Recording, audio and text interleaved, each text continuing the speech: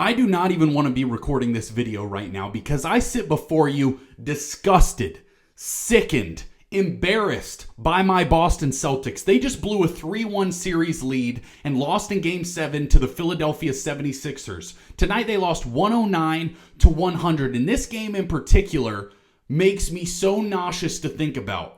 Joe Mazulla, who always has to be the smartest man in the room, who I said did a good job this year, but in this playoff series did awful, decided to start a lineup tonight of 5 players that had played exactly 0 minutes together for the entire season. Jayson Tatum was out all season long almost. You had every opportunity to try whatever weird lineups you wanted in January, in December, in November. But not in a Game 7 of the NBA playoffs. And 3 of those guys gave you 0 points. Luka Garza, Ron Harper Jr., and Baylor Shireman combined for 0 points, being 3 of your 5 starters. And Boston immediately got waxed in the first quarter, 32-19, and they were down more than that earlier in the quarter. This team, when it comes up against pressure, folds like a cheap lawn chair. The year they won the NBA championship, they won in the first round over the Miami Heat 4-1, in round 2 over the Cleveland Cavaliers 4-1, in round 3 over the Pacers 4-0, and in the NBA Finals against the Dallas Mavericks 4-1. But when faced with adversity, this team will always revert back to its terrible, terrible habits. And the fact that they shoot so many three-pointers will come and be a huge, huge indictment and not come through for you in the biggest moments. The Celtics lost, obviously, 4 games in this series. In Game 2, they shot 13 of 50 from the three-point range, which is 26%. 50 three-pointers. Game 5, they shot 11 of 39, 28%. Game 6, 12 of 41, 29%. And tonight, Game 7, 13 of 49, which is 27%. They could not score the basketball, it felt like, at the end of this game, and they had so many open threes. Throughout all of basketball history, and any time I've ever played, any time I've ever watched, any time I've ever heard a great basketball player talk about the sport, if your three-point shot is not falling, what do they always say? Find a way to get to the rim, get to the free throw line. This Boston Celtics team refuses to do so. And normally I come on this podcast talking as an analyst, but right now I am venting and ranting as a fan because this team makes me so frustrated. But get to the basket. Find a way to get an easy bucket for your team and break down the defense. Joel Embiid is out there looking like he's hurt on every single play. But for whatever reason, this team is so adamant that they have to win by shooting three-point shots. And yes, I know Jayson Tatum was out tonight, and that's a significant part of your offensive side of the basketball, as far as especially like getting to the rim and things like that. But they were up 3-1 in this series. They had other opportunities to win this series before tonight's game. But in those 4 games from 3, they shot 27, 29, 28, 26%. That is going to lose every single time when you are shooting this volume of threes. And it's the way that Joe Mazulla coaches them to play, and it is very, very frustrating. I thought he did a terrible job tonight with his lineups. We obviously talked about that starting lineup, but in the third quarter, they decided to take all their bigs out of the game. They had a lineup in the game, and I took a screenshot. Derrick White, Jaylen Brown, Baylor Shireman, Peyton Pritchard, and Hugo Gonzalez in the third quarter of a Game 7 against Joel Embiid, who, yes, was dealing with some injury issues, but Joel Embiid was absolutely cooking you. Queta was one of your best players tonight. He had 17 points and 12 rebounds and was a +9. Why was that man not starting? Why did he not start the basketball game? Please, can someone explain to me that decision? In the third quarter of this game, you traded for Nikola Vucevic. You traded Anthony Simons, who had been an awesome offensive player who you really could have used tonight, traded him for Nikola Vucevic. And that guy got 0 minutes tonight. 0 minutes. Yes, we get on here. The media, fans, everyone loves to glaze Brad Stevens for all these brilliant moves he made. Well, tonight, in that Nikola Vucevic trade, really, really backfired. There was a guy in Ivica Zubac who the Indiana Pacers were able to trade for, who absolutely would have been your starting center in this game. And if Boston would have shelled out a little more, they probably would have been able to get a player like that. But no. Instead, they traded for Nikola Vucevic, who in Game 7 got 0 minutes. Luka Garza, starting center of Iowa, played 40 years, one of the best college players we've seen in a long time, but not a great NBA player, started the game tonight and gave you 0 points over that man that you traded for. I am so frustrated by this team and the way that they played. Jaylen Brown had 33 points, 9 rebounds, 4 assists. Felt like he tried to do everything he could. Derrick White, 26 points, 9 of 26 from the field. Obviously, efficiency wasn't great, but it was like there was only a couple guys able to do anything. The Celtics only had 5 guys on the entire team score a single point. That is madness. When you watch great basketball teams, they'll go 9 guys deep. But my big overlying point, and it has been for some time with the Boston Celtics, is that when the pressure is tightest, people will very often revert back to what they're used to some of their bad habits, and the nerves really start to set in. You don't always play basketball the right way and show your high levels of improvement when the game gets tight. And you saw so many guys playing terrible basketball at the end of this game. It felt like the Celtics couldn't buy a bucket in the last few minutes of this basketball game. And again, I'll get to the Sixers here in a minute and give them credit for some of what they did. But I want to finish up here on the Boston Celtics because their season is over and we obviously won't talk about them for a few months. Or a few weeks at least, until the offseason.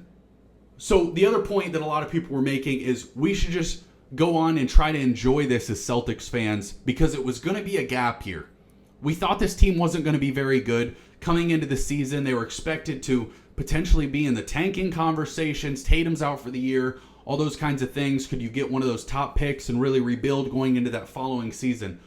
Well, once you were the 2 seed in the Eastern Conference, it stopped becoming a tanking year. You look at the East right now, the Pistons Magic are in a Game 7.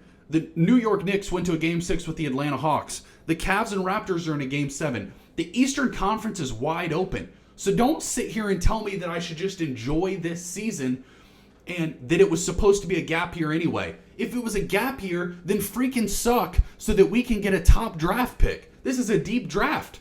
So if it's a gap year, let's go get a top draft pick. But it wasn't. This team clearly showed that they were trying to win. They made a trade for an older player, Nikola Vucevic, because they were trying to win basketball games and they thought they needed another big man. It did not work.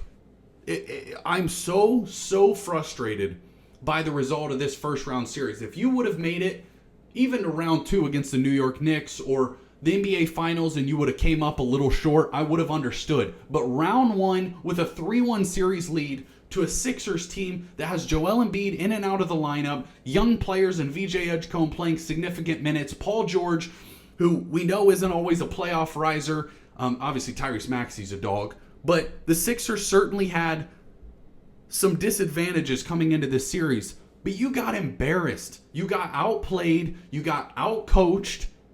And you're going home. And I'm just disgusted by the way that this season is ended.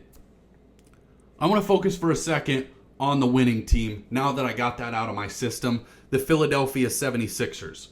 Congratulations. Coming back from a 3-1 series lead. They said it was the first time in Philadelphia's history they came back from a 3-1 series lead. Joel Embiid being able to play the way he did tonight seemed like he was battling through injuries. Now, he does like to, he does fall to the ground a lot and always kind of seemed to be in some sort of pain, but he left this game early. But he was absolutely dominant when he was on the court.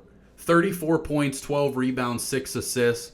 And really just, when we get to watch Joel Embiid at his, maximum potential, he reminds us how dominant he is and why he's one of the best centers really this century.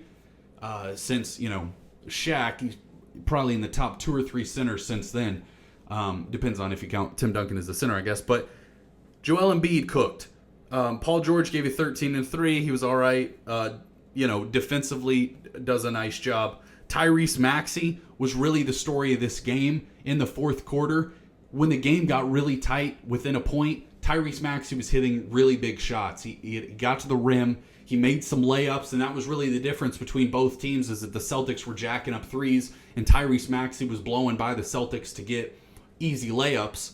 And when the pressure's on, that is a much easier shot than it is to hit, an open three-point shot with what it feels like the weight of the world on you. So Tyrese Maxey being able to do that, and what he was able to do all series, really, he's really, really blossomed into a great, great NBA player.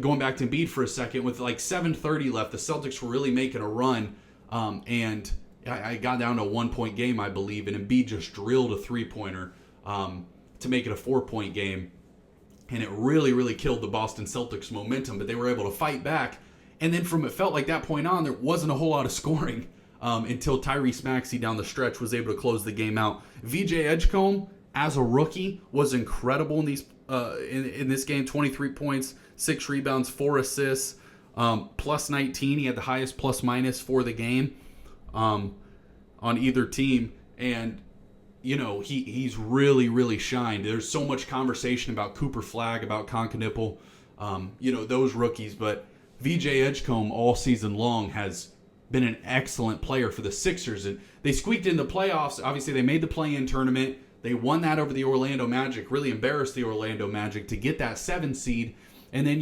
you're going up against Boston, who has beat you in the playoffs before. Joel Embiid has the quote saying they always kick our butt. Joel Embiid called a super team. Just feels like that's the rivalry in a tough series for you, and for you to get down 3-1 and to have the mental toughness and the fortitude to really turn this series around and advance to round 2 is really, really impressive. And now you're playing a New York Knicks team in the next round, which I'll try to do a series preview for that here in the next couple days. I don't even know when that series starts, probably a couple days from now, but I'll try to do a little preview there. But you're playing a Knicks team that started the playoffs a little slow, getting down a game to the Atlanta Hawks, but really was rolling at the end of that series. So you're talking about 2 hot basketball teams, the Sixers and the Knicks, playing in round 2 after having huge comebacks in both of their series. Should be very interesting and very entertaining. I'm really hoping that Embiid's able to stay on the court. We saw tonight he was getting stretched on the sideline, which I'm going to be honest with you, that was a little inappropriate to show on live television.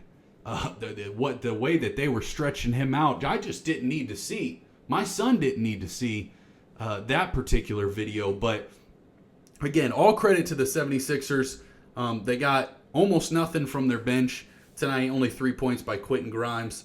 But their starters really got it done. Joel Embiid gave you 39 minutes in a closeout game. And they got the job done against the Boston Celtics team that everyone thought was going to come out of the Eastern Conference. People were saying clearly the best team in the East. And the Sixers really just shut them down and exposed some of the flaws.